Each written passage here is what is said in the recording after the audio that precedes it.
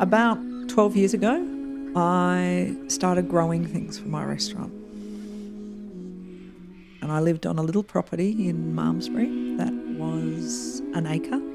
And there was an old saying that you could feed a family on an acre of land.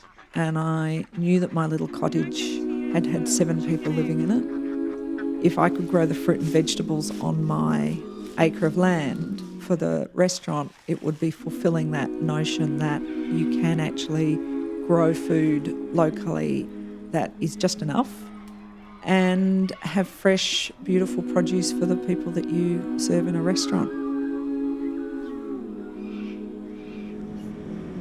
5 years ago, my wife and I moved to a property called Babington Park in Lionville.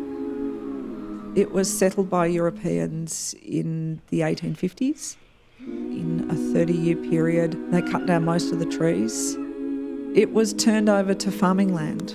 Because of its dirt, it was particularly good soil for growing root vegetables. 22 years ago, the people who had owned this property for the best part of a century wanted to sell it. It was not really viable anymore. In that 22 years when their farm was non-viable, the world has changed really dramatically. On our 22-acre or 23-acre piece of this property, I can grow enough fruit and vegetables and flowers that even if I didn't have a restaurant that I funneled it all into, we could make a really good living out of this, because we now, in that short space of time, we value land, we value water, we've learnt an incredible amount about how fragile all our systems are.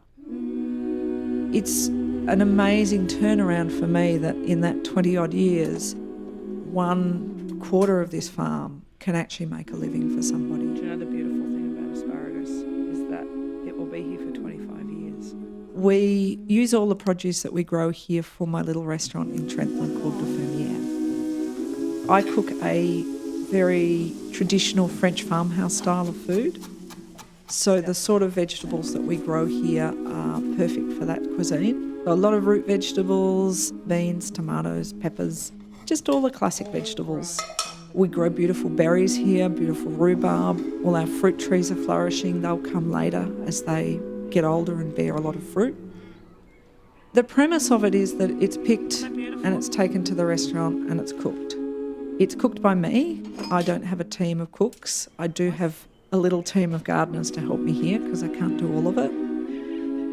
It's that beautiful personal relationship between taking a seed, setting it into a little seed pot, having it germinate, planting it out, often planting it out again, tending it for weeks or in some cases months, and then taking it back into the restaurant as a dirty, grubby thing that gets washed and loved, prepped, and brings delight to other people.